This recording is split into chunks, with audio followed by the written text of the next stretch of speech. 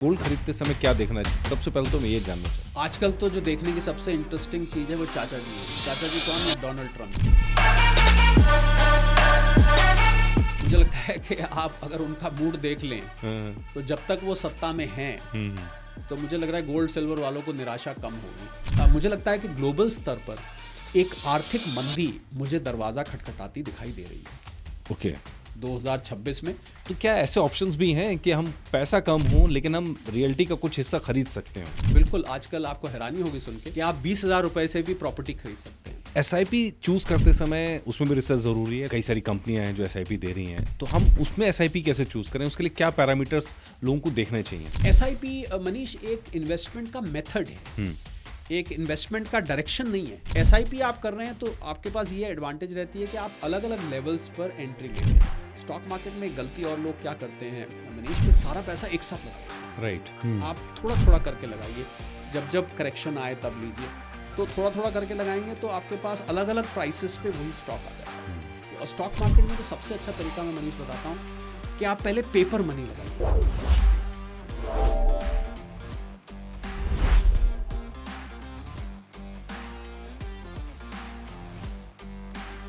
देश की हेडलाइंस कुछ कहती हैं, सेंसेक्स का जो सूचकांक है वो कुछ कहता है, गोल्ड के रेट्स हैं उछाल मारते हैं, एक फीलिंग आती है कि सब अच्छा है, सब अच्छा है, सब चंगा है जी।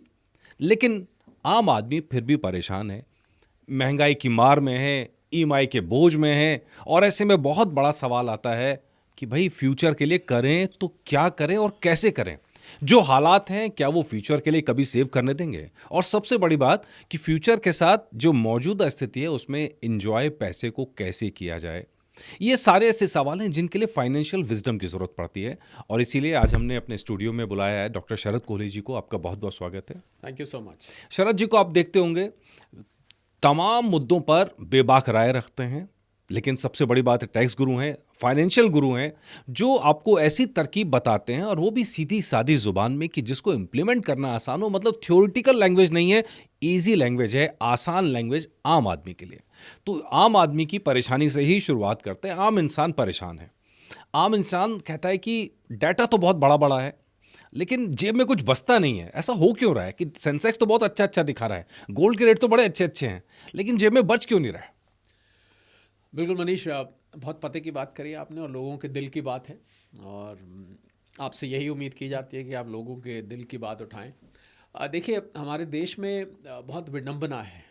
और विडंबना से मतलब है कि यहाँ पर जो अमीरी और गरीबी का गैप है वो बहुत ज़्यादा है। तो जब आपको बड़े बड़े नंबर्स दिखाई देते हैं जिनकी आप बात कर रहे हैं कि भारत दुनिया की सबसे तेज़ बढ़ती हुई अर्थव्यवस्था है, 7% हमारी जीडीपी ग्रोथ है, तो लोग ये सवाल करते हैं भाई अगर 6-7% और 7-8% हमारी जीडीपी की ग्रोथ है तो हमारी अर्थव्यवस्था, जो मेरी अपनी निजी अर्थव्यवस्था है, सिकंदर ने पोरस से की थी लड़ाई तो मैं क्या करूं, पुराना एक गाना है। तो भाई नंबर्स होंगे तो होंगे, मेरी जेब में क्या जा रहा है, मेरे को कुछ बच रहा है कि नहीं बच रहा, मेरी आर्थिक। तो ये देश की एक थोड़ी सी विडंबना है। और आपको हैरानी होगी जो आंकड़ा मैं बताने जा रहा हूँ सुन के मनीष, के 90% लोग यहाँ पर जी। यानी कि अगर हमारी 140 करोड़ में आबादी ले लेता हूँ, वैसे तो 145 के अगले हफ्ते, अगले साल हम गिन के आ जाएंगे कितने, सेंसस शुरू हो चुका है। 140 करोड़ अगर मैं आबादी लूँ तो उसमें से 126 करोड़ लोग ऐसे हैं जिनकी जो 25,000 रुपये महीने से कम कमाते हैं। 90% आबादी, यानी कि 126 करोड़ लोग, यानी कि सिर्फ 14 करोड़ लोग। तो अगर आप हमें देख रहे हैं और आप 25,000 रुपये से ऊपर कमाते हैं तो आप देश की उस चुनिंदा 10% लोगों में हैं। अब ये एक मैथमेटिकल नंबर है। ये हो सकता है जैसे किसी घर में 2 लोग कमाते हैं तो भाई वो ठीक है, 25-25-50 हो गया। और उसको कई तरीके से आप देख सकते हैं, पर एक मैथ, जैसे हम पर कैपिटा नहीं निकालते हैं, जीडीपी को आप टोटल पॉपुलेशन से डिवाइड कर देते हैं तो पर कैपिटा आ जाती है। इसी प्रकार ये नंबर है। तो ये बताता है कि, और मैंने ये आंकड़ा इसलिए बताया मनीष कि जो देश की ग्रोथ की रफ्तार है, वैसे तो उसमें हर व्यक्ति का कंट्रीब्यूशन होता है, आपको पता है जीडीपी की डेफिनेशन में, या मैं कभी टेक्निकल बोलता नहीं हूँ, गुड मोटी भाषा में goods and services produced by हम और आप सबने मिला के जो। तो वैसे तो हर व्यक्ति का कंट्रीब्यूशन जीडीपी में है, परंतु वो जो 10% आबादी है जो 25,000 से ज़्यादा कमा रही है, अब ये आप 10% से मिसलीड मत होइएगा, क्योंकि इसमें अगर कोई 26,000 भी कमा रहा है और 27 भी कमा रहा है, 30 भी कमा रहा है, तो वो भी उस 10% उसी 10% में आ रहा है। तो कुल मिला के जो हमारे देश की आर्थिक उन्नति और प्रगति है, उसको बहुत थोड़े से लोग उसमें कंट्रीब्यूट कर रहे हैं। देश के आंकड़े गलत नहीं हैं। अगर 7-7.5% जीडीपी है तो है, अंतर्राष्ट्रीय एजेंसी इसको सर्टिफाई करती हैं, IMF है, वर्ल्ड बैंक है, मूडीज है, S&P है, रेटिंग एजेंसीज है। पर यहाँ पर बहुत बड़ा एक गैप है। कुछ लोग इस देश की तरक्की का ज़्यादा फायदा उठाते हैं। अब चलिए मैं इसको एक स्टेटमेंट के रूप में देता हूँ। ठीक है। कुछ लोग इस देश की जीडीपी का ज़्यादा फायदा उठाते हैं, कुछ लोग इस देश की बढ़ती जीडीपी का मॉडरेट फायदा उठाते हैं, और एक कड़वा सच है कि कुछ लोग इस देश की बढ़ती जीडीपी का फायदा नहीं भी उठा पाते। तो आपने जब सवाल किया तो ये ज़्यादातर उन लोगों के लिए था कि जिन लोगों को इस देश की बढ़ती जीडीपी से कोई फ़र्क नहीं पड़ा, उनकी आमदनी आज भी वैसी है। आपने वर्ड परेशान यूज़ किया। परेशान तो देखिए एक गुरबाणी में आता है, नानक दुखिया सब संसार। तो यहाँ तो दुखी तो लोग खैर कई कारणों से लेते हैं, पर क्योंकि हम यहाँ सिर्फ आर्थिक और फाइनेंशियल बात कर रहे हैं तो मैं उसी पर सीमित रखूंगा। हालांकि मैं उस पर भी बोल सकता हूँ, पर उस पर मैं जाऊँगा नहीं आज। तो मुझे लगता है कि जब तक इनकम लोगों की बढ़ेगी नहीं। अब देखिए एक आंकड़ा है मनीष, अब इसमें मैं आपको एक इंटरेस्टिंग बात बताने जा रहा हूँ जो मैंने शायद आज तक किसी प्लेटफॉर्म पे नहीं बोली, क्योंकि मैं दिन में लगभग ऑन एन एवरेज 6 से 7 शोज़ करता हूँ, टेलीविज़न, डिजिटल चैनल्स, रेडियो पर मिला के। वो मैं ये बताना चाह रहा हूँ कि हमें कुछ लोगों में हम लोग स्किल्स डेवलप करने की भी कोशिश कम करते हैं। मतलब अगर मैं 20,000 रुपये महीना कमाता हूँ तो मैं उस 20,000 पे लगातार चलता चला जाता हूँ इस उम्मीद में कि शायद अगले साल मेरी तनख्वाह बढ़ जाएगी, अगले साल मेरी इनकम बढ़ जाएगी। और 20,000 में बचता तो कुछ है नहीं। तो वो ऐसे में सालों निकल जाते हैं, और उन सालों में मनीष, मैं कड़वी बात बोलने जा रहा हूँ, मेरी जो स्किल अपग्रेड करने की उम्र है वो निकल जाती है। तो ये सच है कि देश हमारे लिए क्या करता है, क्या देश, अब मैं इस सवाल को दूसरी तरीके से रखता हूँ। मान लीजिए आप 20,000 रुपये या 22,000 रुपये महीना कमाते हैं, अब आप क्या उम्मीद करते हैं कि देश आपके लिए क्या करे? नहीं, मैं ये आज 1 मिनट के लिए रोल रिवर्सल कर देते हैं। ठीक है। मैं पॉडकास्टर बन जाता हूँ, आप मेरे गेस्ट बन जाइए। ठीक है। मैं आपसे सवाल करता हूँ कि अगर मैं 22,000 रुपये महीना कमाता हूँ तो आप, देश क्या करना चाहिए आपको कि आपकी इनकम बढ़े? डेफिनेटली नई लर्निंग होनी चाहिए। एक तो ग्रोथ माइंडसेट होना चाहिए कि आप सीखने को तैयार हैं, नई नई चीजें सीखें। नहीं, ये तो आप व्यक्ति की तरफ से बोल रहे हैं। ठीक है। मैं देश की तरफ से कि आप देश को क्या करना चाहिए। देश का मेरा मतलब सरकार को क्या करना चाहिए। मतलब सरकार को क्या करना चाहिए ऐसे कि मेरी इनकम 22,000 से बढ़ के 2,20,000 हो जाए। मतलब अभी तो खूब प्रोटेस्ट हो रहे हैं कि भाई वेजेस बढ़ा दो, बस यही हो रहा है अभी तो। एग्जैक्टली, आपने बिल्कुल, you hit the right tone. क्योंकि अब देखिए, अगर मेरे अंदर ये हुनर नहीं है कि मैं अपनी 22,000 रुपये महीने की आमदनी को 50,000 या 1 लाख तक ले जाऊं, तो गवर्नमेंट की कैसी भी पॉलिसीज बन जाएं, पर मुझे अपने आप ये प्रयास करना पड़ेगा कि मैं उस हुनर को ले जाके अपनी आय बढ़ा पाऊँ। एक तो ये है, ये तो इनकम एस्पेक्ट है। पर हम इस पे लोग कहेंगे, कमेंट ये कर सकते हैं, और मैं ट्रोल भी हो सकता हूँ इस पे कि लो ये तो उल्टा हमारे ऊपर ही डाल रहे हैं, यहाँ तो बात आई थी। तो मैं इसलिए काम की बात पे आता हूँ। जो बात, ये तो मैक्रो इकोनॉमिक लेवल पे बात हो गई। काम की बात ये कि क्या आप इस छोटी इनकम में भी कभी अमीर बनने का सपना देख सकते हैं? कभी आप, वो जो परेशानी की आप बात कर रहे थे, क्या वो परेशानी कभी दूर हो सकती है? क्या मैं आर्थिक रूप से हमेशा जो स्क्वीज्ड फील करता हूँ कि यार मेरे पास हर महीने पैसा नहीं बचता नहीं, तो उसका जवाब हाँ है। ऐसा नहीं है कि अगर आप 20-25 हज़ार रुपये, 30,000 रुपये महीना कमाते हैं या 40,000, 50,000 कमाते हैं तो आप कभी भी अमीर बनने का सपना नहीं देख सकते। ऐसा नहीं है, पहली बात तो। ये बात और है कि होते वो कोई हज़ारों में एक है, ये बात और है। अब देखिए, हज़ारों में आप ये कह सकते हैं किसी की लॉटरी लग गई, या किसी को कोई पुश्तैनी जायदाद मिल गई, किसी को कोई ऐसा जैकपॉट अपॉर्चुनिटी मिल गई, पर ये तो लाखों में एक होता है। आपने देखा होगा हर किसी के साथ। तो अगर हर किसी के साथ हो तो हम इस विषय पे चर्चा ही ना कर रहे हो, फिर तो सब लोग वहाँ पहुँच जाएं। तो मुझे लगता है कि आपका जो फाइनेंशियल प्लानिंग है वो कहीं, एक तो ये मिसिंग है कि आप अपनी स्किल को अपग्रेड करें। अगर मैं 22,000 रुपये या 25,000 रुपये महीना कमाता हूँ या 50,000 रुपये महीना कमाता हूँ, तो मैं उससे संतुष्ट नहीं हूँ। एक तो मैं संतुष्ट नहीं रह के दुखी होता हूँ। एक ये असंतुष्टि भी ज़रूरी है कि मैं कैसे अपनी आय को बढ़ाऊं। लोग क्या कर देते हैं, उस इनकम के आगे ना सरेंडर कर देते हैं। अब सरेंडर से मेरा मतलब है, यार अपनी तो किस्मत में यही लिखा है, इससे ज़्यादा तो भाई हम कमा भी नहीं सकते। घर में भी ये तो इंडियन सोच भी तो है ये। हाँ, मतलब ये गलत है ना। ये गलत है कि आप सरेंडर कर दें। कम से कम आपके अंदर वो शोला भड़कना चाहिए कि मैं भी कर सकता हूँ और मैं यहीं नहीं रुकूंगा। आज मेरे अंदर, अगर मैंने ज़्यादा पढ़ाई लिखाई नहीं करी है, मैं केवल एक ग्रेजुएट हूँ, मुझे एक कंपनी में आज 28,000 रुपये महीने मिलते हैं, तो मैंने देखा कंपनी में और लोगों ने, इतने पढ़े लिखों ने ज़्यादा तरक्की करी, बुजुर्ग तक तो वो 40-50 हज़ार तक, इससे ज़्यादा। ऐसा नहीं है। मुझे लगता है ऐसे व्यक्ति को, जिसको ये नज़र आता है, मैं बहुत ज़रूरी बात कहने जा रहा हूँ, जिस व्यक्ति को नौकरी करते समय ऐसा नज़र आता है कि मैं इस तनख्वाह से ज़्यादा आगे ताउम्र नहीं बढ़ पाऊंगा, बढ़ूंगा भी तो जो नॉर्मल 5-10% साल में बढ़ोतरी होती है, कल को जॉब स्विच करी 5-10 फालतू मिल गए, उस व्यक्ति को अपने काम का कुछ सोचना चाहिए, क्योंकि वो अपना काम ही है। मुझे लगता है आप खुद एक जीता जागता एग्जाम्पल मेरे सामने बैठे हैं अभी, जो आपने मुझे बताया, तो अपना काम आपको, आपके सामने ऐसी अपॉर्चुनिटीज़ खोल देगा जो आपके लिए नौकरी शायद ना खोल पाए।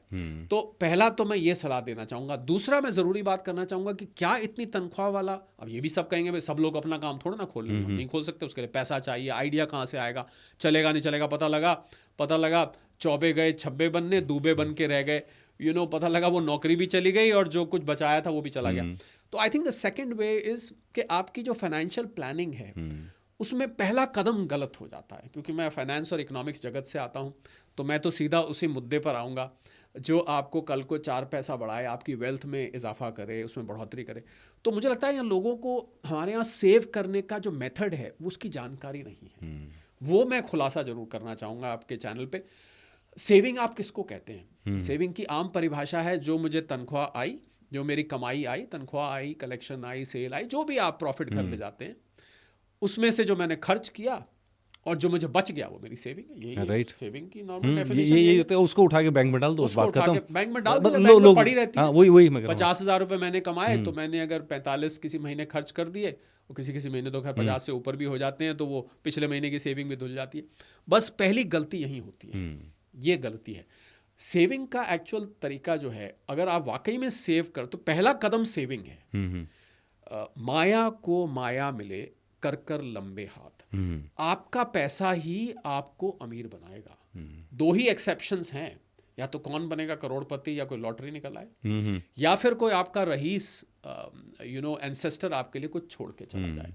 इसके अलावा भाई साहब कोई तीसरा तरीका नहीं है। हाँ, अपना बिजनेस शुरू कर लें, उसमें कामयाब हो जाएं, पर अभी हम उसको एक तरफ रखते हैं। तो आपको अपनी सेविंग्स मनीष बनानी पड़ेंगी, और सेविंग का तरीका है कि आप जितना कमाते हैं उससे 80% में गुजारा करना सीख जाइए।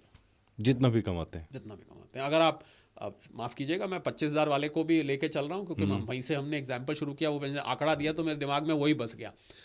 अगर आप 25 कमाते हैं तो आप 20,000 में गुजारा करना सीख जाइए।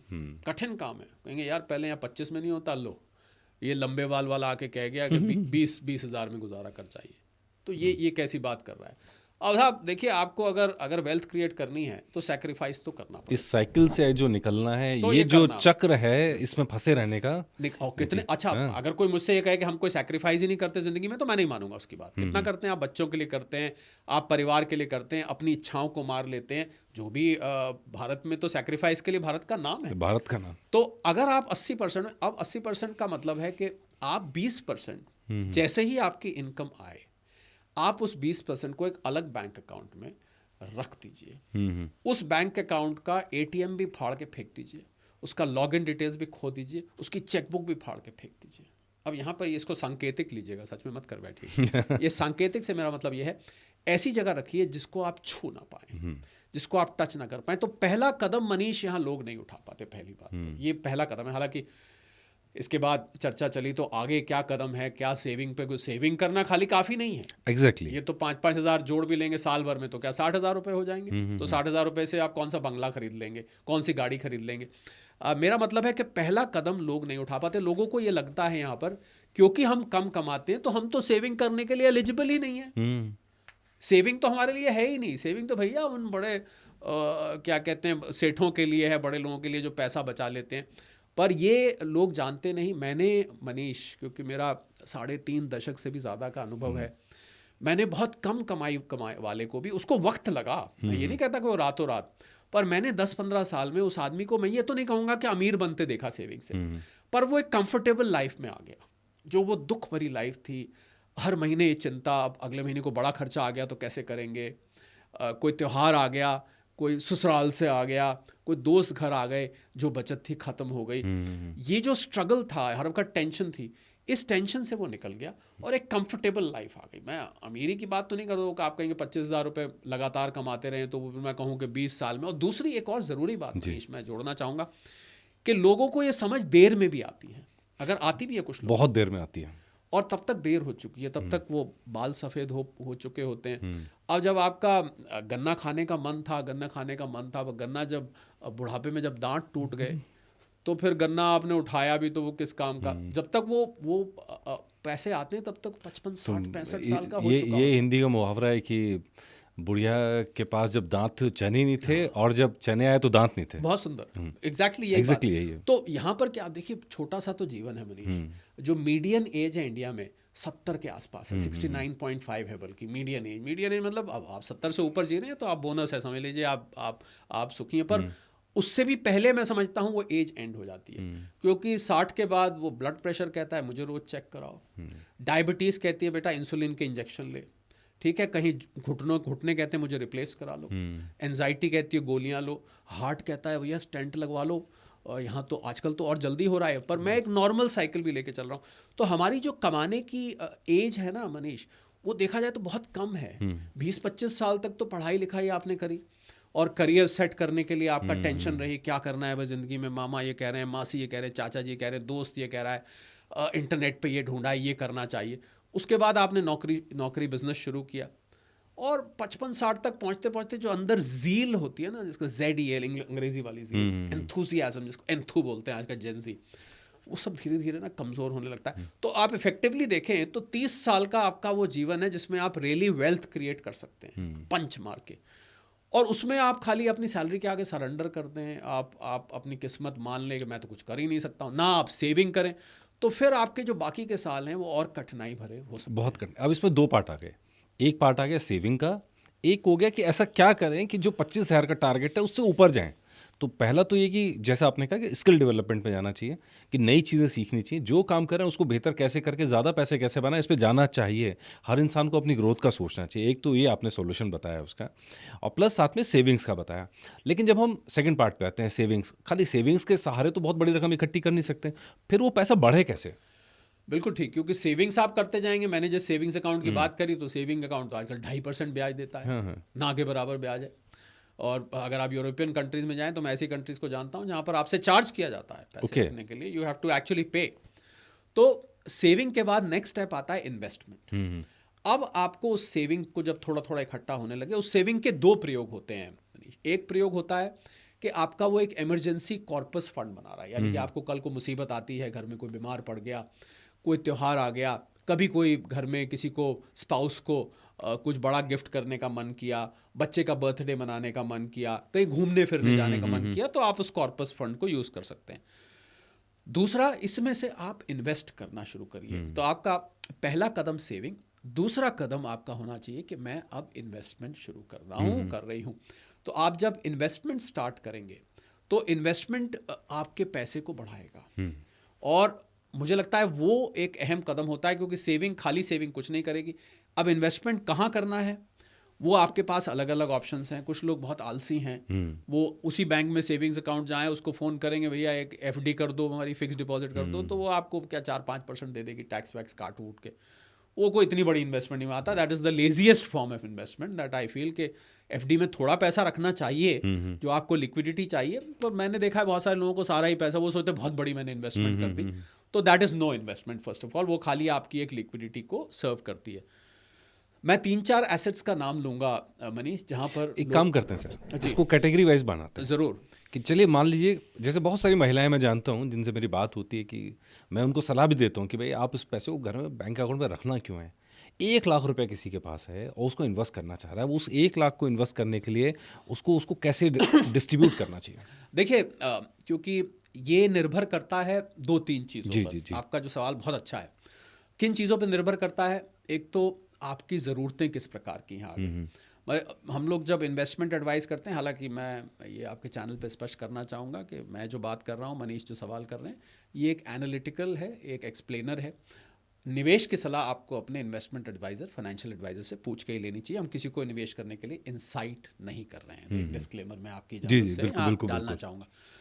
तो हम लोग क्या करते हैं, हम लोग प्रोफाइलिंग करते हैं। आपकी उम्र कितनी है, आप लंबे वक्त के लिए इन्वेस्ट करना चाहते हैं, छोटे वक्त के लिए करना चाहते हैं, आपको लिक्विडिटी चाहिए या नहीं चाहिए। अच्छा, एक और बहुत ज़रूरी बात, आपकी रिस्क एपेटाइट कितनी है, ये सबसे पहला सवाल हो की जाता है, राइट। क्षमता कितनी। कुछ लोग बहुत घबरा जाते हैं, बहुत जल्दी घबरा जाते हैं, कुछ लोग बिल्कुल बिंदास होते हैं, कोई फर्क नहीं पड़ रहा। तो ये 4-5 चीज़ें हम लोग एनालाइज करते हैं। पर क्योंकि यहाँ हम किसी स्पेसिफिक इन्वेस्टर की तो बात कर नहीं रहे, तो मैं, और दूसरा हम क्या पैमाना रखते हैं मनीष, कि इस समय ग्लोबल और देश के आर्थिक हालात किस प्रकार के, राइट, इस पर निवेश की सलाह हर आर्थिक हालात में एक जैसी नहीं होती है। हर पर्सन के हिसाब से भी अलग होती है, हर मौजूदा हालात मौसम के हिसाब से भी जाती है। अगर मैं इसको कहूँ कि देश का मौसम कैसा है, मौसम मेरा मतलब बारिश वारिश के गर्मी सर्दी से नहीं, मतलब देश का आर्थिक मौसम कैसा है। तो मैं, क्योंकि हम आज बात कर रहे हैं, हम अप्रैल के महीने में बैठे हैं 2026 में, तो मैं आज के हिसाब से बात करूँगा। हो सकता है ये अगले साल जो मैं आप बोलने जा रहा हूँ ना रेलेवेंट हो, ये बदल जाए। तो क्योंकि हम एक युद्ध की परिस्थिति अंतर्राष्ट्रीय स्तर पर उससे गुजर रहे हैं, कुछ उसमें थोड़ा सा एक रिप्रीव मिला है। हालांकि मैं डोनाल्ड ट्रंप साहब पे अगर कोई व्यक्ति सबसे ज़्यादा नहीं ट्रस्ट करता तो उनमें शायद पहला नंबर मेरा होगा, तो मैं मानता नहीं, पर मान लेते हैं चलिए युद्ध में। पर अभी भी मुझे लगता है कि ग्लोबल स्तर पर एक आर्थिक मंदी मुझे दरवाज़ा खटखटाती दिखाई दे रही है। ओके 2026 में, और ये मैंने 3-4 महीने पहले बात कही थी, आज इस बात को बहुत लोग कह रहे हैं। खासकर जो विकसित देश हैं, जो डेवलप्ड कंट्रीज अपने आप को कहती हैं, फ्रांस है, जर्मनी है, इटली है, यूके, अमेरिका खुद है, यहाँ पर हालात अच्छे नहीं हैं आर्थिक तौर पर। अभी तो एक बड़ा खतरनाक ट्रेंड मनीष शुरू हो गया जो मैं आपको बताना चाहूँगा। 2 क्वार्टर तक, मुझे याद दिलाइएगा, मैं मुद्दे से भटक ना जाऊँ, पर ये बताना ज़रूरी है। 2 क्वार्टर तक अगर आपके देश की अर्थव्यवस्था नेगेटिव जीडीपी दिखाती है तो आपको ऑफिशियली रिसेशन में मान लिया जाता है। राइट, आप जानते होंगे इस बात जी जी जी बिल्कुल। अब ये नई परंपरा लोगों ने शुरू करी, लोग से मेरा मतलब देशों से है। उन्होंने क्या 0.2%, 0.7% जीडीपी, 0.8%। मुझे लगता है this is a deliberate attempt अपने आप को रिसेशन से बाहर रखने के लिए, क्योंकि जब आप रिसेशन की ठप्पा लग जाता है ना, तो इकोनॉमी और फिर डूब बड़ा जाती कुछ है। आपके यहाँ होने लगता है। लोग छोड़िए वहाँ टूरिज्म के लिए भी नहीं आते हैं, लोग वहाँ पर निवेश नहीं करते हैं, नए बिजनेसेस नहीं खोलते हैं। लोगों को साइकोलॉजिकली इन देशों में मैंने देखा है, जब देश रिसेशन में होता है, वहाँ के जो नागरिक हैं वो साइकोलॉजिकल डिप्रेशन में आने लगते हैं। देश रिसेशन में, लोग डिप्रेशन में। तो इसलिए ये नई एक परंपरा बड़ी खतरनाक है, क्योंकि असलियत नहीं बताती। 0.2, 0.3, 0 आप उठा के देखें आंकड़े, आप जो अपने आप को डेवलप कहती हैं, आपको ये दिखाई देंगे। तो क्योंकि वैश्विक मंदी हमें सुनाई दे रही है, भारत की पोजीशन तो फिर भी अच्छी है, पर आप जैसे वेस्टर्न वर्ल्ड जिसको हम डेवलप कहते हैं, वो हालत ख़राब है। तो ऐसे में जो इन्वेस्टमेंट की स्ट्रैटेजी होती है वो थोड़ी सी फ़र्क होती है। जी, सिर्फ मैं आज उस स्ट्रैटेजी का जिक्र करूँगा, क्योंकि मैंने कहा मौसम के हिसाब से। तो आई थिंक आपने जैसे 1 लाख रुपए की बात करी, मैं उसी को उठा के चलता हूँ। 20,000 रुपये आप जिस आलसी इन्वेस्टमेंट की हमने बात करी थी, एफडी, ठीक है, 20,000 रुपये उसमें रहने दीजिए, क्योंकि वो आपको लिक्विडिटी चाहिए होगा। 1 लाख हम एक जनरल पैमाना लेके चल रहे हैं, 10 भी हो सकते हैं, ये 10,000 भी हो सकते हैं, 1 करोड़ भी हो सकते हैं। डिपेंड करता है कि आपके फॉलोअर्स, व्यूअर्स, सब्सक्राइबर्स किस किस तबके से आते हैं और कितनी उनकी आय है। 20,000 एफडी में, 20,000 म्यूचुअल फंड्स में, ठीक है। म्यूचुअल फंड्स में, पर मैं साथ साथ राइडर लगाता जाऊँगा, कम से कम 10 से 15 साल का हॉराइजन रख के। अगर आप इसको 1-2 साल के लिए रख रहे हैं तो नहीं, बिल्कुल नहीं, क्योंकि अगर वो 1-2 साल ऐसे हुए जैसे अभी थे तो उल्टा, तो आपको आप मुझे गाली देंगे। सिर्फ 10 से 15 साल के लिए अगर आप, क्योंकि उसमें उस 10-15 साल में ना मनीष सब घटनाएं आ जाती हैं। उसमें डोनाल्ड ट्रंप जैसे राष्ट्रपति भी आ जाते हैं, आके चले भी जाते हैं, उसमें लड़ाइयाँ भी हो जाती हैं, उसमें कोविड भी आ जाता है, उसमें फिर कोविड के बाद बूम भी आ जाता है, उसमें रियल एस्टेट गिर भी जाती है, उठ भी जाती है। ये एक ऐसा दायरा है जिसमें ज़िंदगी के सब परिवर्तन आपको देखने को मिलते हैं। तो म्यूचुअल फंड दूसरा हो गया। तीसरा, किसी एनालिस्ट से पूछ के, किसी रिसर्च वाले से पूछ के, या खुद जानकारी हासिल करके सीधा स्टॉक मार्केट्स में, उन स्टॉक्स में जो कि ग्रोथ ओरिएंटेड हों, जहाँ पर आपको लंबे वक्त तक, अब लोग क्या करते हैं, मार्केट में लगाते तो हैं। इस समय हमारे यहाँ 20 से 25 करोड़ मनीष डीमैट अकाउंट्स हैं, यानी कि जो लोग स्टॉक मार्केट से जुड़े हुए हैं, पर उनमें से जो एक्टिव हैं वो बहुत कम हैं। 20-25 करोड़ गिनती में ज़रूर हैं, कुछ लोगों के 2-2, 3-3 भी है, इसलिए भी आंकड़ा ज़्यादा दिखता है। असल में मुझे लगता है अभी भी 4-5 करोड़ लोग ही हैं जो मार्केट से जुड़े हुए हैं। तो एक किसी अच्छे रिसर्च एनालिस्ट से पूछ के, बहुत सोच समझ के, 1-2 महीने स्टडी कर ऑब्जर्व करके, कुछ दिन पेपर ट्रेडिंग करके, मान लीजिए मेरे पास 1 लाख रुपए इमेजिनरी हैं, मैं स्टॉक में लगाऊंगा, मुझे लगता है अच्छा है, आप लगा के देखिए, आपका पेपर मनी, तो कोई दिक्कत नहीं है ना, चला जाए तो क्या, 1 करोड़ लगा दीजिए चाहे, देखिए ऊपर जाता है नीचे जाता है, रिसर्च करके। तो 20% हो गया एफडी में, 20% म्यूचुअल फंड्स में, 20% स्टॉक मार्केट्स में, 20% रियल एस्टेट में भी लगाएं। ओके। रियल एस्टेट में कहाँ लगाएं? रियल एस्टेट में वहाँ लगाएं जहाँ पर आपको ग्रोथ की उम्मीद है। आंख बंद करके किसी बिल्डर ने ऐड दिया, ये स्विमिंग पूल बनाऊंगा, मैं मार्केट बनाऊंगा, वहाँ मैं ये करूँगा, मैं वहाँ क्लब बनाऊंगा बड़ा फैंसी, इस बहकाए में आके नहीं। हमारी एक अपनी रियल एस्टेट रिसर्च टीम है, हमने कई सालों के बाद ये निकाला कि सबसे अच्छा जो रियल एस्टेट एसेट निकल के आ रहा है वो लैंड है। और लैंड भी कहाँ, आपने देखा होगा, आपने लोगों को चलते हुए देखा होगा, शहर चलते हैं, एग्जैक्टली चलते हैं। आप जो टियर 2 टियर 3 सिटीज़ है, टियर 1 सिटी, ये चलते हैं मतलब जो इनका दायरा पहले था, आप देखिए वो फैलता, आप कहते हैं ना पहले तो शहर यहीं तक था, कई बार गुजरते हुए कहते हैं हाँ देखो कहाँ तक फैल गया है पहले। तो ये जो चलते हुए शहर हैं उनकी तरफ जो लैंड है वहाँ लगाइए, और उससे थोड़ा बाहर लगाइए, क्योंकि शहर और चलेगा तो आपकी वो, उसको हम प्लानिंग कहते हैं, वो प्लानिंग में आ जाएगा और आपकी वो लैंड कई गुना हो जाएगी। पर उस लैंड का ध्यान रखना, वो एक अलग मैटर, उस पर डिस्कस करेंगे। और आखिरी का 20% जो आजकल का लोगों का फेवरेट टॉपिक है, गोल्ड सिल्वर में। गोल्ड सिल्वर, सो ये 5 जगह आप, अगर इसको हम बोलते हैं Manish multi asset allocation. Right. इसमें लेकिन डेब्ट फंड का बड़ा जिक्र होता है, उसका जिक्र आपने किया नहीं, उसको थोड़ी एलोकेशन नहीं, डेट फंड को मैं म्यूचुअल फंड में ले लेता हूँ। Okay. देखिए अब क्या है कि इस हर स्ट्रैटेजी के अंदर भी एक स्ट्रैटेजी है। मैंने क्योंकि अभी 5 एसेट क्लासेस का जिक्र किया, और जब मैंने म्यूचुअल फंड्स कहा तो अगर एक्विटी मार्केट बहुत वॉलेटाइल है, बहुत ज़्यादा उतार चढ़ाव है, तो आप इसको बैलेंस आउट कर सकते हैं डेट फंड्स लगा के। वो डेट फंड्स को मैंने म्यूचुअल फंड्स में ही ले लिया, क्योंकि वो थोड़ा आपका रिस्क को, अंग्रेजी में हम शब्द होता है मिटिगेट, वो थोड़ा सा उसको मिटिगेट कर देते हैं, थोड़ा सा आपको रिस्क कम कर देते हैं। वो फिर देखिए हम एसेट के अंदर घुसे तो हर एसेट की अपनी अपनी एक स्ट्रैटेजी, जैसे मैंने आपको लैंड का एक बताया। अब ऐसे तो अपार्टमेंट्स हो सकते हैं, पर अपार्टमेंट ज़्यादातर क्या होता है, कंस्ट्रक्टेड एरिया में जब आप इन्वेस्ट करते हैं तो क्योंकि बिल्डिंग बनते ही डेप्रिसिएट होनी शुरू हो जाती है, अनलेस की कोई, जैसे उदाहरण के तौर पे मैं लूँ गुड़गांव है, और वहाँ पर जो अल्ट्रा रिच अपार्टमेंट्स हैं उनकी कीमत 100 करोड़ है, 100 से सीधा बढ़ के 150 हो गई, पर वो आम आदमी के लिए नहीं है। मैं यहाँ वो बात करूँगा जो हर व्यक्ति के रीच में है। इसलिए मैंने चाहे लैंड का छोटा सा टुकड़ा हो, पर जिस तरफ शहर चल रहा हो उस तरफ आप उसको लेके रख लिए, आपको वो कई गुना अच्छा रिटर्न दे सकता है आने वाले समय में। पर लंबे वक्त का नज़रिया रखना बहुत, ये स्टॉक मार्केट्स के लिए भी लागू होता है। जब मैंने बोला स्टॉक मार्केट्स भी मैं 5 से 10 साल की बात करूँगा, और रियल एस्टेट भी मैं कम से कम 5 साल से 10 साल की बात करूंगा, और गोल्ड सिल्वर के लिए भी मैं 2 से 5 साल की बात करूंगा। चलिए इसको अब उल्टा साइकिल शुरू करते हैं, गोल्ड से शुरू करते हैं। बहुत लोग गोल्ड खरीदते हैं, चांदी खरीदते हैं, और हमने देखा कि लगभग ऑल टाइम हाई, थोड़ा नीचे ऑल टाइम हाई से, लेकिन 1,56,000 10 ग्राम का रेट है 24 कैरेट का इस समय। तो इतना हाई रेट चल रहा है, जो अभी कुछ समय पहले मतलब बहुत तेज़ी से बढ़ा है। जिस तरह का बूम आया गोल्ड में, इवन सिल्वर में बूम आया, तो पहले क्या देखना चाहिए गोल्ड खरीदते समय, क्या देखना चाहिए? सबसे पहले तो मैं ये जानना चाहूँ। आजकल तो जो देखने की सबसे इंटरेस्टिंग चीज़ है वो चाचा जी हैं। हाँ। अब चाचा जी कौन, या डोनाल्ड ट्रंप चाचा मुझे लगता है कि आप अगर उनका मूड देख लें तो जब तक वो सत्ता में हैं तो मुझे लग रहा है गोल्ड सिल्वर वालों को निराशा कम होगी। कुछ ना कुछ ऐसी हरकतें वो करते रहेंगे कि आपको गोल्ड से, और देखिए उनके आने के बाद आप पिछले 1 साल में गोल्ड की चाल देखिए तो आपको नज़र आ रहा है। ट्रंप साहब भी जनवरी से उन्होंने अपनी पोजीशन ग्रहण करी थी, और उसके बाद से गोल्ड सिल्वर में तो, पर ये चलिए थोड़ी हल्की फुल्की बात हो गई, हालांकि बहुत हल्की फुल्की नहीं है, ये सीरियस बात है। आपको हैरानी होगी, हमने ऑफिस में आपका जो सामने स्क्रीन लगाया, इससे दुगना स्क्रीन लगाया हुआ है बड़ा, उसमें हमने एक नई इंडेक्स क्रिएट करी है मनीष। ओके। उसका नाम है TMI। अच्छा। और ट्रंप मूड इंडेक्स। और उस इंडेक्स को हमने स्टॉक मार्केट से लिंक किया हुआ है, उसको हमने गोल्ड सिल्वर से लिंक किया हुआ है, उस मार्केट को हमने कमोडिटी मार्केट्स और इंटरनेशनल ट्रेड से भी लिंक किया हुआ है। और बाकायदा जैसे ट्रंप साहब का मूड ऊपर नीचे जाता है, ऐसे ही बाकी इंडेक्स फ्लक्चुएट करती हैं। हम देखा होगा, एक ट्वीट कर देते हैं तो मार्केट कहाँ चली जाती है, दूसरा ट्रूथ सोशल पे डाल देते हैं, मार्केट कहाँ चली जाती है, वगैरह वगैरह। तो I think that one man is driving the markets. पहली बात तो बाकी आपने कहा कि क्या देखना चाहिए, तो ये देखना चाहिए कि पहली बात तो ज्वेलरी को निवेश की तरह नहीं लेना चाहिए। लेकिन आम इंडियन तो ज्वेलरी ही मानता है निवेश, गोल्ड नहीं ज्वेलरी है। देखिए अभी तक तो यही था, ये बात सच थी कि हमारी आप अपनी दादी जी नानी जी हमारी अपनी आप उनसे पूछेंगे तो उनके वो नौलखे हार, पुरानी पुश्तैनी कंगन वगैरह वगैरह, और कहाँ वो कौड़ियों के भाव लिए हुए आज देखिए वो कहाँ तक पहुँच गए हैं। हालांकि उस टाइम वो कौड़ियों का भाव नहीं होता था, वो तो वैल्यू ऑफ मनी चेंज होती रहती है। Exactly.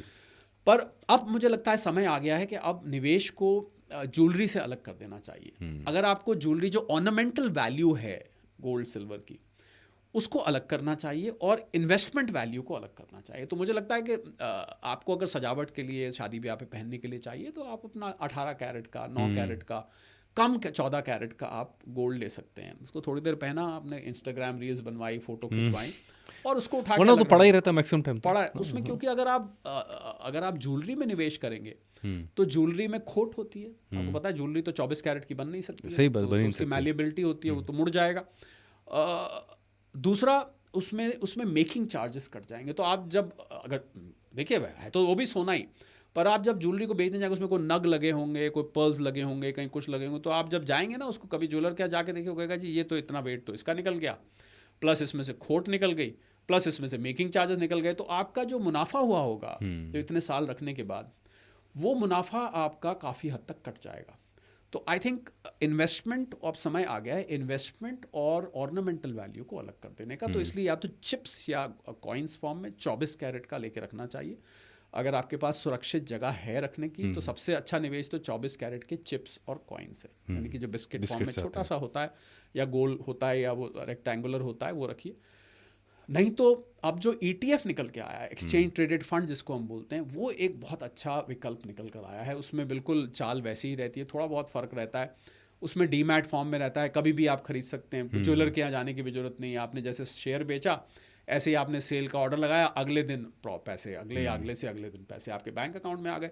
So I think ETF is a very good method. आजकल जो नया तरीका है वो सेफ भी है, क्योंकि फिजिकल गोल्ड में मनीष लिमिटेशन क्या है कि मैंने ज़्यादातर लोगों से बात करी, उन्होंने ये कहा कि भाई इसको रखे कहाँ। अब गद्दे के नीचे, मंदिर के पीछे, अलमारी में, घर के लॉकर में, कपड़ों के बीच में घुसा के, मुझे नहीं लगता कि ये सुरक्षित तरीका अब रह गया है, क्योंकि उसमें आपको टेंशन रहेगी, घर से बाहर जाएंगे चिंता रहेगी, उठा के तो ले जा सकते नहीं। लॉकर भी सेफ नहीं है, लॉकर टूटने के समाचार आते रहते हैं, उसमें आपका इंश्योरेंस कुल 100 गुना होता है आपके लॉकर रेंट का। तो आई थिंक ETF अगर आप गोल्ड में अच्छा निवेश कर रहे हैं, क्वांटिटी अच्छी है, तो आपको ETF का सहारा लेना चाहिए। एक डीमैट अकाउंट किसी ब्रोकर के पास उसमें खुलवाइए, आपका डीमैट अकाउंट खुल जाएगा। उसके बाद जो ETFs ट्रेड हो रहे हैं उनकी आप वैल्यू देखिए, साथ में गोल्ड की जो प्राइस चल रही है वो कंपेयर कर लें। आपको पता लग जाएगा कि भाई इसमें और इसमें कितना फ़र्क है, पर वो फ़र्क आपको खरीदते टाइम है तो बेचते टाइम भी होगा। तो इसलिए I think ETF is the best method. Akshaya Tritiya पे गोल्ड ले रहे हैं तो आपको हैरानी होगी, मैं किसी पंडित जी से बात कर रहा था तो मैंने उनको कहा अक्षय तृतीया पे वो गोल्ड लेना चाहते हैं तो क्या वो ETF में कर दें। तो पंडित जी ने तो ETF के बारे में सुना नहीं था। जब मैं उनको सारा ETF का समझाया तो वो एंड में कन्विंस हो गए, ठीक है ETF में निवेश करना भी अक्षय तृतीया का शगुन माना जाएगा। क्यों? क्योंकि जब आप उस AMC के साथ, एसेट मैनेजमेंट कंपनी के साथ ETF लेते हैं तो आपके नाम का उतना ही गोल्ड उसके वेयर हाउस में आ जाता है। राइट। ऐसा नहीं है कि ETF हवा में चल रहा है, उतना ही गोल्ड उनको बल्कि भारत का 99% गोल्ड इंपोर्ट किया जाता है। आपने जो घर में अपने हाथ में अंगूठी या चेन पहनी हुई होगी, 99% चांस है कि वो इंपोर्टेड सामान आपने, अगर कोई कहता है ना कि मैं गोल्ड पहनता हूं पर मैं इंपोर्टेड सामान का इस्तेमाल नहीं करता, तो साहब मैं बता दूं कि आप 99% भारत में गोल्ड इंपोर्ट किया जाता है, तो आपने इंपोर्टेड सामान पहना हुआ है। तो जब ETF बहुत बड़ा भारत का इंपोर्ट $69 बिलियन का हमने पिछले फाइनेंशियल ईयर में मनीष इंपोर्ट किया, हमारा बिल था गोल्ड की वजह से। इतना गोल्ड यहाँ पर आता है। अभी 1-2 दिन पहले खबर आई, यहाँ 15-17 बैंकों को ऑथराइज़ किया गया है इंपोर्ट के लिए। उनकी शिपमेंट्स रुकी हुई थी, 5-6 टन एयरपोर्ट्स पे पड़ा हुआ था, पोर्ट्स पे पड़ा हुआ था जो आ नहीं पा रहा था। खैर अब उनको परमिशन मिल गई। तो ETF भी बाकायदा अक्षय तृतीया की निवेश मानी जाएगी। ये मत सोचिए कि आपने हाथ में लेके और अपने डीमैट अकाउंट को खोलिए फ़ोन पे और भगवान के आगे रख दीजिए, वो भी मेरे ख्याल से माना जाएगा। पर हाँ, आप फिजिकल लेना चाहते हैं, जैसा मैंने कहा बेस्ट तो फिजिकल है। If you have secured places to keep, then best way is physical gold. अच्छा, जैसे आपने कहा कि ज्वेलरी वाला सबसे अच्छा एग्जांपल तो है ज्वेलरी का, कि आपने जिस जगह से ज्वेलरी ली है, आप 3 महीने बाद उसी ज्वेलर को ज्वेलरी बेच के देख लो, आपको समझ में आ जाएगा। आपको सेम कॉस्ट नहीं मिलने वाली है, चाहे रेट बढ़ गया उसके बाद भी आपको कम ही मिलेंगे पैसे। नहीं, आजकल मनीष जो ज्वेलर्स हैं, मैं यहाँ देखिए किसी ज्वेलर का नाम लेके, जब तक आपके चैनल को वो एडवर्टाइजिंग के पैसे नहीं दे, मैं क्यों नाम लूँ उसका यहाँ पर, उसको खामखा हम प्रमोशन दे। पर जो बड़े ज्वेलर्स हैं वो आपको एक गारंटी आजकल दे रहे हैं ओके कि आपका जितना आपका लिया है आपने, हम पूरा वापस करेंगे, और वाकई करते हैं। अच्छा छोटे ज्वेलर्स का मैं नहीं कहता, पर जो बड़े ब्रांडेड ज्वेलर्स हैं वो वापस कर रहे हैं। और जब आप वापस करने जाते हो तो उस समय की जो गोल्ड प्राइस होती है, एक तो आपको वो मुनाफा मिल जाता है अगर बढ़ी हुई हो तो, और दूसरा आपने जितना उस टाइम पे किया था वो पूरा आपको वापस मिल जाता है। हाँ, अगर ज्वेलरी आइटम है तो making charges, that's what I am saying कि मेकिंग मेकिंग चार्जेस तो कटेगा ही मेकिंग कटेगा, चार्जेस तो कटेगा, क्योंकि पर वो लोग खोट नहीं काटते, उसकी वो गारंटी देते हैं। तो मेकिंग चार्जेस काटने के बाद ही अगर मार्केट बहुत ज़्यादा नहीं बढ़ा है तो आपको उतना भी पैसा वापस नहीं मिलेगा। हाँ, अगर प्राइस वही की वही है तो आप कटवा के, इसीलिए तो मैंने कहा कि ज्वेलरी को और निवेश को अलग अलग, अब वो समय नहीं है कि निवेश करना है तो मैं 4 चूड़ी बनवा के रख लूँ, निवेश करना है चलो एक चेन ला के रख दो। मुझे लगता है वो पुराना स्टाइल हो चुका है। और पहले ही असल में क्या है मनीष, के चिप्स और कॉइन्स इतनी आसानी से मिलते नहीं थे। अच्छा, चिप्स और कॉइन्स के बारे में मेरा एक सवाल है, मतलब मेरी जानकारी में नहीं है वो। नॉर्मली माना जाता है चिप्स और कॉइन्स जब ले तो लेते हैं, जब बेचने जाते हैं तो कट लगते हैं या पैसा पूरा नहीं मिलता, कुछ क्या मतलब आप बेचना आसान नहीं नहीं, होता ऐसा नहीं है। अगर आप ब्रांडेड ले रहे हैं, जैसे MMTC का ले रहे हैं, MMTC का मैंने नाम इसलिए लिया कि एक सरकारी प्लेटफॉर्म है, तो अगर आप ब्रांडेड ले रहे हैं, साउथ अफ्रीका का एक कंपनी है डी बियर्स है, जो गोल्ड की सबसे पुरानी कंपनी मानी जाती है, माइनिंग भी करती है, बनाती भी है, तो अगर आप अच्छी कंपनी का ले रहे हैं और ब्रांडेड हॉलमार्क ले रहे हैं, उसमें नहीं कटता है। अगर कट रहा है तो आप वहाँ मत दीजिए। ओके और आप इंसिस्ट कर सकते हैं कि साहब ये हॉलमार्क है, इसमें आप काटने का हम आपको राइट नहीं देते हैं। तो आप फिर आई think you can do shopping, आप फिर एक से दूसरी जगह, दूसरी से तीसरी जगह, ऐसा नहीं है कि आप एक जगह पहुंच गए तो वहाँ देना ही देना है कि भाई अच्छा नहीं लगेगा उनसे वापस ले रहे हैं। ओके तो I think you should do some shopping. आपको बाकायदा रिसर्च करके, बिल्कुल कटना नहीं चाहिए। अगर वो हॉलमार्क्ड है, 24 कैरेट है, बाकायदा स्टैंप लगी हुई है, तो उसमें बिल्कुल नहीं कटना चाहिए। ओके और फिर वापस आते हैं ETF के ऊपर। जैसा आपने कहा डीमैट अकाउंट खुलवा के आराम से ETF खरीदा जा सकता है और अक्षय तृतीया पर भगवान का आशीर्वाद लिया जा सकता है। बिल्कुल बिल्कुल। ETF को ये मत मानिए कि क्योंकि मेरे हाथ में फिजिकल गोल्ड नहीं आ रहा है तो ये अक्षय तृतीया का शगुन नहीं माना जाएगा।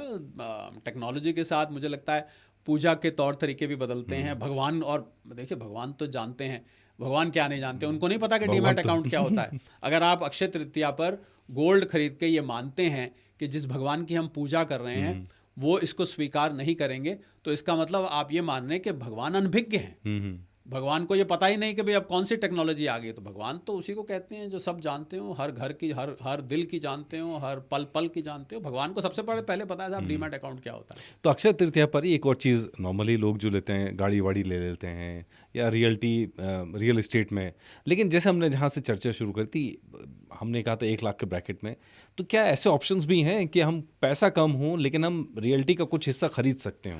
बहुत अच्छा सवाल आपने पूछा। इनफैक्ट मैंने जब रियल एस्टेट का मेंशन किया था तो मैंने कहा था कि हर एसेट क्लास में हम जाएंगे तो उसके ऊपर चर्चा करेंगे। बिल्कुल, आजकल आपको हैरानी होगी सुन के कि आप 20,000 रुपये से भी प्रॉपर्टी खरीद सकते हैं। आप कहेंगे साहब हमें बताओ कहाँ से 20,000? नहीं बिल्कुल, मैं बिल्कुल बताइए 20,000 रुपये में प्रॉपर्टी किसे खरीदी है? हाँ, हमने तो सुना था इतने में टॉयलेट का एक दरवाज़ा भी नहीं आता। प्रॉपर्टी तो दूर की बात है, मकान छोड़िए, टॉयलेट छोड़िए, उसका एक दरवाज़ा भी नहीं आएगा।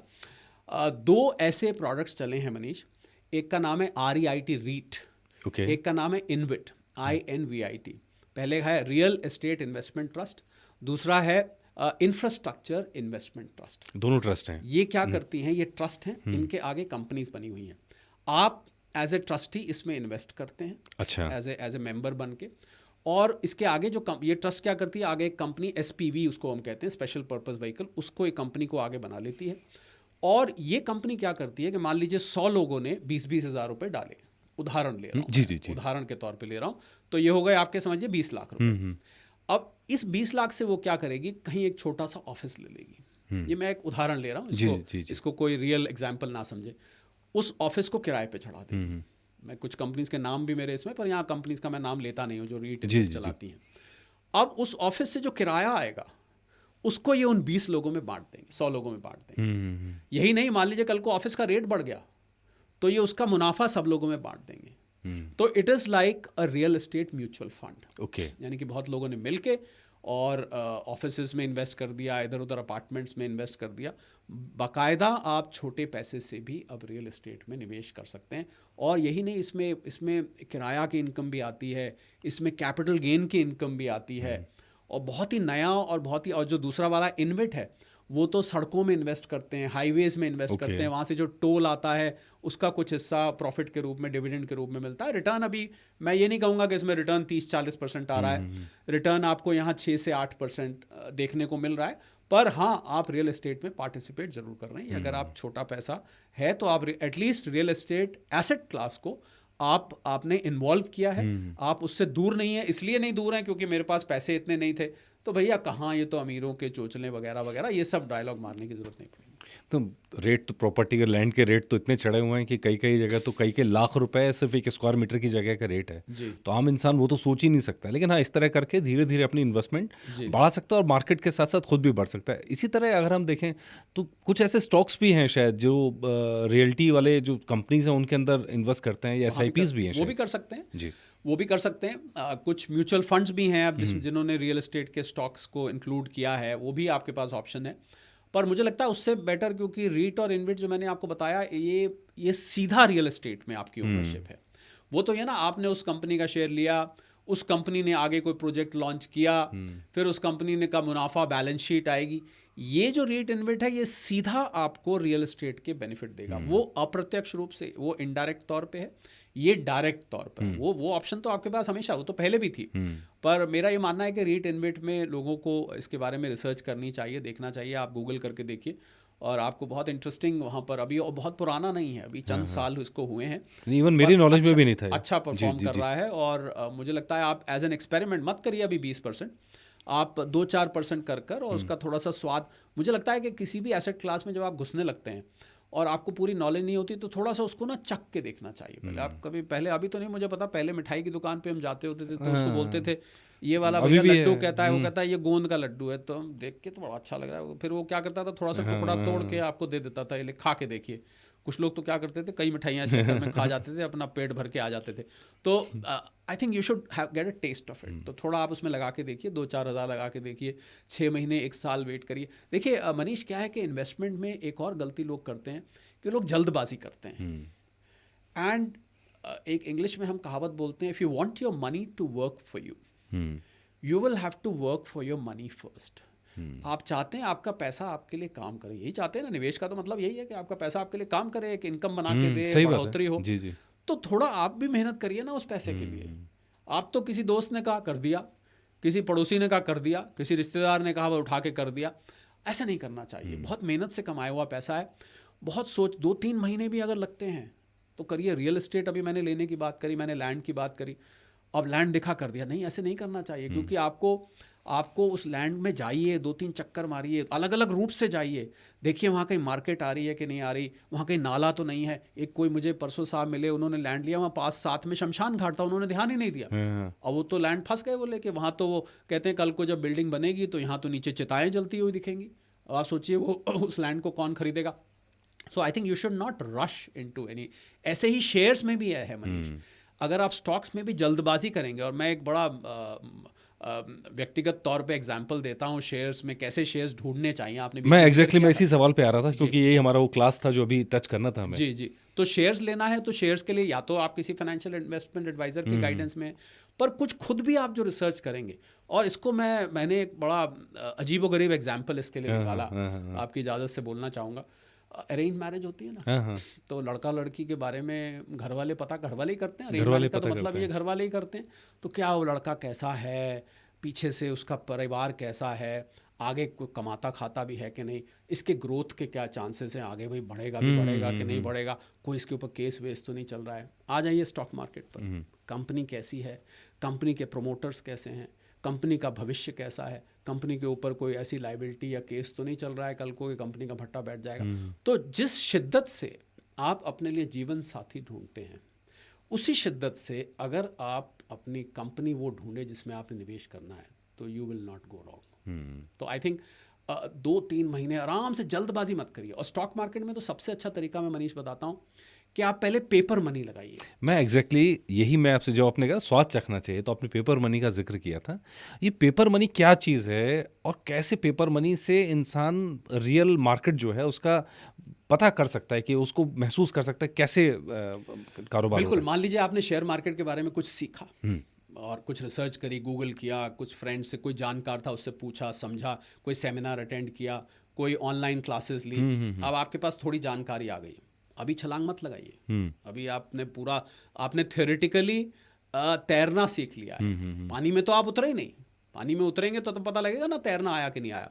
सो आई थिंक पेपर मनी का मतलब होता है कि मैं मान लूँ मेरे पास 1 करोड़ रुपये, मैं क्या करता हूँ एक नोटबुक में लिख के रख लेता हूँ ये मेरे पास 1 करोड़। मानने में तो कोई दिक्कत नहीं, मानने तो मैं 10 करोड़ मान लीजिए जब मानना ही है।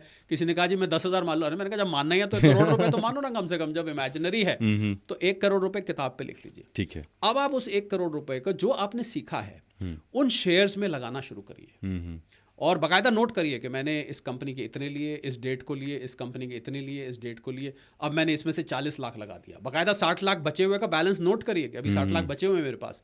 उसको आप 2, 3, 4 महीने, 6 महीने ऑब्जर्व करिए, देखिए कि वो जो आपने लिया था वो ऊपर गया कि नीचे गया। फिर बाकायदा आप उसको कहिए कि आज मैंने बेच दिया, और सेल कर बेच दिया मतलब आपको ट्रांजैक्शन तो कर नहीं रहे, पर आपको प्राइस देख के आप सेल मान लीजिए, उसको आप उसमें से काट दीजिए, उसका प्रॉफिट या लॉस आप आगे लिख लीजिए। This is called paper money trading. और साल भर बाद देखिए कि जो 1 करोड़ रुपया आपने इमेजिनरी क्रिएट किया था, बिल्कुल डिसिप्लिन से करना है। ये नहीं कि 1 करोड़ है तो कोई नहीं है तो अपना थोड़ी ना है तो ये क्या फ़र्क पड़ रहा है। बाकायदा 1 साल बाद देखिए कि 1 करोड़ 20 हुआ, 40 हुआ, 2 करोड़ हुआ, या ये घट के 30 लाख रह गया। So this is called paper money trading. तो पेपर मनी करके, और इसको बड़े डिसिप्लिन से करना होता है, जैसा मैंने कहा। ये ऐसे क्या नहीं इसमें कोई ऐप वगैरह भी आ रखे हैं ऐसे, इसके थ्रू ही कर सकते हैं? ऐप्स, ऐसे ऐप्स हैं, अगर आप ढूंढें, गूगल करेंगे आपको ऐप्स मिलेंगे जहां पर आप कर सकते। पर इसके लिए मनीष हमें ऐप की ज़रूरत नहीं है।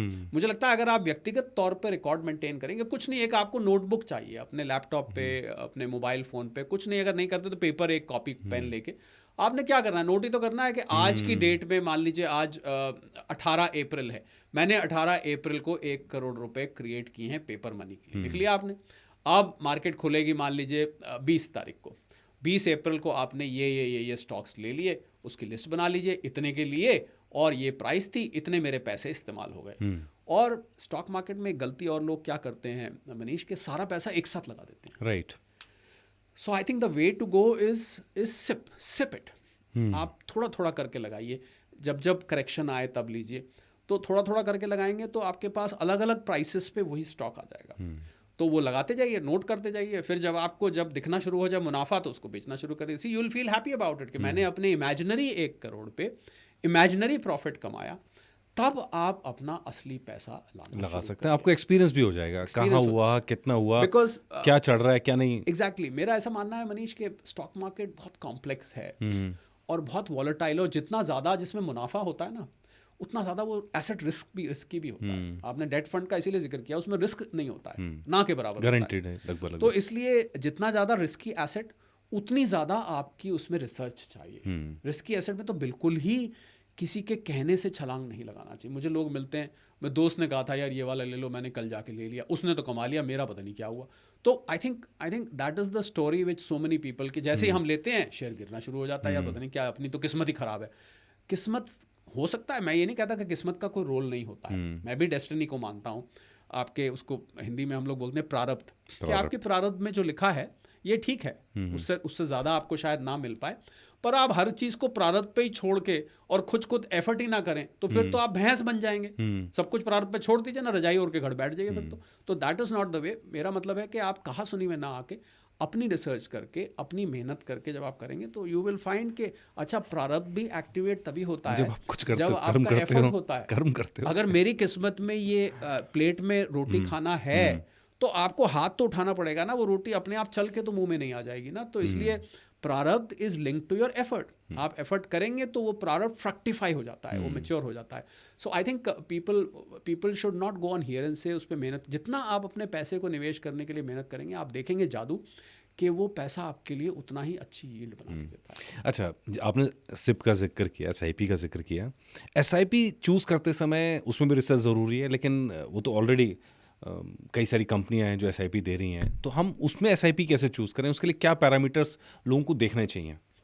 SIP मनीष एक इन्वेस्टमेंट का मेथड है, एक इन्वेस्टमेंट का डायरेक्शन नहीं है, इन्वेस्टमेंट का एक तरीका है। SIP का मतलब है कि आप थोड़ा थोड़ा कर अलग अलग रेट्स पर ले रहे हैं। अब जैसे उदाहरण के तौर पर, मैं पीछे जब युद्ध अपनी चरम सीमा पर था तो मार्केट्स काफ़ी नीचे चली गई थी। अब मैं निफ्टी की बात करता हूँ, वो 22,000 तक चली गई थी। और 22,000 निफ्टी में लोगों को चिंता हो रही थी, लोगों ने कभी ऐसी मंदी नहीं देखी थी। ज़्यादातर निवेशक जुड़े थे कोविड के बाद से, उन्होंने तो ऐसा कभी माहौल ही नहीं देखा था, उनको तो बहुत झटका लगा ये क्या हो गया। पर जो स्मार्ट इन्वेस्टर था उसने उस लेवल पर भी खरीदा। वॉरेन बुफे का कहना था जब सब बेच रहे हो आप खरीदिए, जब सब खरीद रहे हो आप बेचिए। तो 22,000 पे तो लोग डिप्रेशन में, लेना तो भूल, उनको वो सोच सोच के डिप्रेशन आ रहा था। पर जो स्मार्ट इन्वेस्टर होता है, अब आप मुझे बताइए, आज जब हम बात कर रहे हैं निफ्टी, शायद आपका वीडियो एक आध दिन में लाइव होगा, निफ्टी फिर 24-25 हज़ार के बीच में आ गया है। अब जिस व्यक्ति ने 22,000 पे लिया था जब ट्रंप साहब का युद्ध जो है अपनी चरम सीमा पे था, वो तो आज मुनाफे में आ गया। तो उस टाइम बाकी लोग, ज़्यादातर लोग तो डरे हुए थे, स्मार्ट इन्वेस्टर डरा नहीं, उसने उस तो SIP आप कर रहे हैं तो आपके पास ये एडवांटेज रहती है कि आप अलग अलग लेवल्स पर एंट्री ले रहे हैं। गिरे हुए लेवल पर भी ले रहे हैं, कम गिरे हुए पर भी ले रहे हैं, चढ़े हुए पर भी ले रहे हैं। तो over a period of time आप देखेंगे कि आपको मुनाफा औरों से ज़्यादा होगा। और SIP की तभी फ़ायदा है मनीष, अगर आप इसको एक लंबे वक्त का 10 साल का नज़रिया रख के चल रहे हैं। छोटे वक्त के नज़रिए के लिए मुझे लगता है जो छोटे वक्त के लिए रख रहा है उसको SIP भी नहीं करनी चाहिए। तो छोटे वक्त वाले को क्या करना चाहिए? छोटे वक्त वाले, there is no shortcut to becoming rich. नहीं, लेकिन किसी के पास पैसा पड़ा है, उसको 1 साल में यूज़ करना है, 1 ही साल का टाइम है उसको क्या करना चाहिए? अब 1 साल के लिए पैसा, 1 साल के लिए खाली पैसा है तो फिर तो ज़्यादातर आपका FD में ही जाएगा। देखिए मैं यहाँ जो वेल्थ क्रिएशन की एडवाइस जो मैं बता रहा हूँ, वेल्थ क्रिएशन की एडवाइस लॉन्ग टर्म में ही होता है। कोई 1 साल में तो कोई जादू हो जाए तो हो सकता है, कोई आपके बिल्कुल ही जैकपॉट लग जाए। नहीं, जैकपॉट नहीं, मतलब जैसे कई साल हैं, जैसे हम लोग टारगेट सेट्स करते हैं। अब देखिए 1 साल, अब एक्सेप्शनल सिचुएशंस आती हैं। अब किसी व्यक्ति ने अगर जनवरी 2024 में जब ट्रंप साहब आए थे उसमें गोल्ड में लगा दिया होता तो उस टाइम क्या प्राइस थी, मेरे ख्याल 50-55 हज़ार रुपये प्राइस थी। तो आज हम 1.5 लाख पे खड़े तो उसका पैसा 3 गुना 1 साल में हो गया। तो वो सिचुएशन बहुत रेयर होती है और उस सिचुएशन को पकड़ पाना बहुत कठिन होता है। मतलब यू कैन नॉट प्रिडिक्ट कि अब अगले 1 साल में किसी एक एसेट, इसीलिए जो मल्टी एसेट एलोकेशन स्ट्रैटेजी है ये भी इसीलिए है कि कोई एक एसेट क्लास अगर डूबती है या अच्छा परफॉर्म नहीं करती है तो आपकी बाकी की 4 एसेट क्लासेस आपको संभाल के रखेंगे। तो इसलिए देखिए इन्वेस्टमेंट और वेल्थ क्रिएशन 1 साल में नहीं होता है। लेकिन सेफ्टी, मतलब उसको सेफ्टी के लिए पैसा कहीं लगा के छोड़ सकते हैं। आप इसको डेट फंड की बात करें, FD हो गया, आप ऐसे क्लासेस में रख सकते हैं क्योंकि 1 साल बाद अगर आपको पैसा निकालना है तो नेचुरली आपको लिक्विडिटी भी रखनी पड़ेगी। exactly. ऐसी जगह होगी जहां से आप निकाल सकते हैं। 1 साल के लिए ना तो स्टॉक मार्केट में रिकमेंड करूंगा, ना मैं म्यूचुअल फंड रिकमेंड करूंगा। शायद मैं गोल्ड सिल्वर भी थोड़ा सोच कर रिकमेंड करूंगा। गोल्ड सिल्वर का भी मैं कम से कम 2 साल का नज़रिया रख के चल रहा हूँ। मुझे लगता है इस टाइम जितने भी लंबे वक्त के मेरे जो मैं एसेट क्लासेस नाम ले रहा हूँ, सबसे छोटा वक्त उसमें गोल्ड सिल्वर का ही है। मुझे लग रहा है कि अगले 2 साल में गोल्ड सिल्वर आपको अच्छा रिटर्न दे सकता है। अच्छा, मतलब ऐसा मुझे नजर आ रहा है। बहुत बड़ी वजह मंदी की है, मंदी की वजह मंदी की है सिनेरियो। अच्छा, कारणों में जाना चाहते हैं, कारण तो बहुत सारे हैं। दुनिया में इन्फ्लेशन बहुत फैल रहा है, फिस्कल डेफिसिट दुनिया का बहुत ज़बरदस्त तरीके से एक्सपैंड कर रहा है। इससे क्या होता है, करेंसी वैल्यू गिरती है। राइट, करेंसी वैल्यू गिरेगी तो महंगाई आएगी, महंगाई आती है तो गोल्ड सिल्वर फिर ऊपर जाता है। दूसरा सबसे बड़ी वजह जो मुझे नज़र आती है जिसकी वजह से ऊपर जाएगा वो है डॉलर का कमज़ोर होना और डॉलर का इवेंचुअली फेल होना। ओके, तो आप मतलब ये भी चांस लग रहे हैं? हाँ, चांस क्या, ट्रंप साहब ने तो हालात कर ही दिए हैं घर में। अभी आजकल डॉलर बढ़ रहा था क्योंकि क्रूड ऑयल की प्राइसेस ऊपर थी तो डॉलर की डिमांड बढ़ रही थी। डॉलर की डिमांड बढ़ने से डॉलर वॉल्यूम में ज़्यादा डिमांड में था, पर उसकी जो इंट्रिंसिक स्ट्रेंथ है, जो आंतरिक शक्ति है, वो नहीं बढ़ रही थी। क्योंकि डॉलर अमेरिका का है तो अमेरिकी अर्थव्यवस्था कैसे हालात में है मनीष, इस पर डिपेंड करेगा ना। 39 ट्रिलियन डॉलर का अमेरिकी अर्थव्यवस्था पर लोन है, 30 ट्रिलियन डॉलर की इकोनॉमी है, 130 ट्रिलियन डॉलर उनका एक हम डेट टू GDP रेशियो बोलते हैं, बहुत ख़राब माना जाता है ये। नौकरियां वहाँ मिल नहीं रही हैं, ठीक है। शेयर मार्केट वहाँ की चल रही है, पर मुझे लगता है वहाँ पर एक वॉल स्ट्रीट में लॉबी है जो उसको आर्टिफिशियली पंप कर रही है, क्योंकि उसके देश के फंडामेंटल से वो मैच नहीं कर रही है किसी भी हालत में। 3 इंडाइसेस है वहाँ, S&P है, डाउ है, नैस्डैक है। तीनों की तीनों इंडाइसेस उससे मैच नहीं करेंगे। अमेरिका में 65% लोग शेयर मार्केट में पैसा लगाते हैं, हमारे देश में तो ये बहुत ही कम संख्या है। तो ट्रंप साहब को पता है ये कि भाई यहाँ तो लोग शेयर मार्केट को अगर हम बल्ले बल्ले रखेंगे तो मेरी जो गिरती हुई अप्रूवल रेटिंग है शायद वो हो। तो कोई एक लॉबी मुझे नज़र आता है जो अमेरिकन स्टॉक मार्केट्स को पंप कर रही है। तो डॉलर मुझे लगता है जैसे जैसे समय गुजरेगा, अमेरिका की हालत ख़राब है तो डॉलर कमज़ोर पड़ेगा। और जिस प्रकार से दुनिया भर के देशों में डॉलर की समस्या आती है, आपने देखा श्रीलंका का दिवालिया निकला, पाकिस्तान कटोरा लेके घूमता रहता है, बांग्लादेश की हालत ख़राब है। तो अब देशों को नज़र आ रहा है कि ये डॉलर पे निर्भरता हमारा बेड़ा गर्क कर रही है। तो ब्रिक्स भी अपनी करेंसी की बार बार बात करता है। तो मुझे लग रहा है आने वाले समय में डॉलर कमज़ोर होगा तो सोना चांदी इससे ऊपर जाए। दूसरा सबसे बड़ी बात मनीष, सोना बचा ही नहीं है ज़्यादा धरती में। धरती से निकाला जाता है ना, 70-80 हज़ार टन सोना बचा है। हर साल करीब आप लगाइए 5 से 10 हज़ार टन सोना माइनिंग करा जाता है। तो ख़त्म ही हो जाएगा ये तो, और ज़्यादा से ज़्यादा 10 साल चलेगा और 15 साल चलेगा। 15 साल में तो सोना ख़त्म हो जाएगा। तो जब ख़त्म हो जाएगा तो यही सोना फिर घूमता रहेगा। तो यही सोना अगर घूमता रहेगा तो फिर तो आप सोचिए इसकी कीमत कहाँ जा सकती है। तो क्योंकि अगर डॉलर फेल होता है, वापस डॉलर पे एक कमेंट मैं करना चाहूँगा, अगर डॉलर फेल होता है तो अंतर्राष्ट्रीय स्तर पर कोई मापदंड नहीं रह जाएगा दो देशों में आपस में ट्रेड करने की, बातचीत करने का। क्या रह जाएगा? अभी स्पेन में बैठा कोई व्यक्ति वियतनाम में बात करता है सामान खरीदने बेचने की तो यूएस डॉलर की बात करता है। अफ्रीका के कोई देश का बात करता है सिंगापुर से तो यूएस डॉलर में बात करता है। एक अंतर्राष्ट्रीय पैमाना बन चुका है यूएस डॉलर। 1971 में रिचर्ड निक्सन साहब को धन्यवाद करना चाहिए अमेरिका को, जिन्होंने गोल्ड शुरू किया था, डॉलर को इस तरीके से करना। तो मुझे लगता है धीरे धीरे ये डॉलर जो है ये कमज़ोर होगा, और जैसे जैसे डॉलर कमज़ोर होगा तो और कोई पैमाना सोने के अलावा फिर बचेगा नहीं अंतर्राष्ट्रीय ट्रांजैक्शंस को नापने का।